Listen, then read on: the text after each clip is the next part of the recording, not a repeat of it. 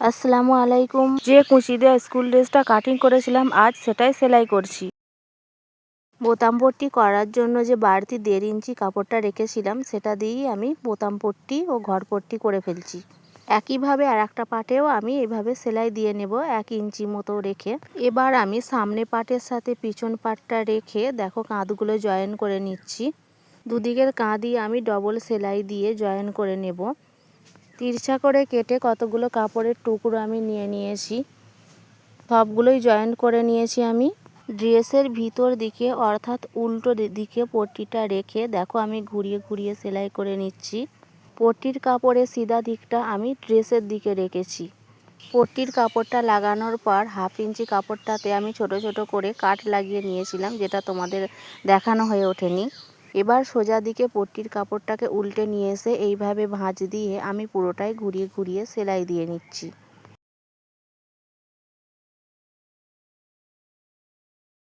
গলার পট্টিটা আমাদের লাগানো হয়ে গেছে, অর্থাৎ গলাটা আমাদের রেডি হয়ে গেল দেখো। এবার আমি জয়েন্টে হাতা কেটেছিলাম, দেখো সেই হাতাগুলোই জয়েন্ট করে নিচ্ছি ও উপর দিয়ে একটা করে চাপ সেলাই দিয়ে নিচ্ছি। এবার হাতাটাকে ডবল ভাঁজ করে নিয়ে মাঝখানের অংশটা চিহ্নিত করে নিলাম। হাতার এই মাঝের অংশটা কাঁধের মাঝখানে যে জয়েন্ট আছে ওই জয়েন্টে রেখে আমি প্রথমে এক দিকটা সেলাই করে বসিয়ে নিচ্ছি। এক দিকটা বসানো হয়ে গেলে পরে আর এক দিকটা আমি বসিয়ে নিয়ে হাতাটাকে সম্পূর্ণ বসিয়ে নেব, ডবল সেলাই করে নেব। আমার কাজ তোমাদের কেমন লাগে তোমাদের মূল্যবান মতামত জানাতে ভুলবে না। আমার কাজ যদি তোমাদের ভালো লাগে লাইক শেয়ার কমেন্ট করো ও ফলো দিয়ে পাশে থেকো। হাতা দুটো আমি লাগিয়ে নিয়েছি। এবার আমি কুচির কাপড়টাকে জয়েন্ট করে নিচ্ছি ও নিচের দিকটা সরু করে সেলাই দিয়ে নিচ্ছি। কুচিটা আমি জামার মধ্যে কোন জায়গা দিয়ে বসাবো সেই মাপগুলো আমি করে নিচ্ছি। মাপ নেওয়ার সময়তেই এই মাপগুলো আমি নিয়ে নিয়েছিলাম। মাপ বরাবর দাগ দিয়ে আমি একটু রাউন্ড মতো করে চিহ্ন করে নিচ্ছি। এই জায়গাগুলো দিয়ে আমি কুচিগুলো বসাবো। এবার দাগ অনুযায়ী আমি কুচির কাপড়টা বসিয়ে নেব।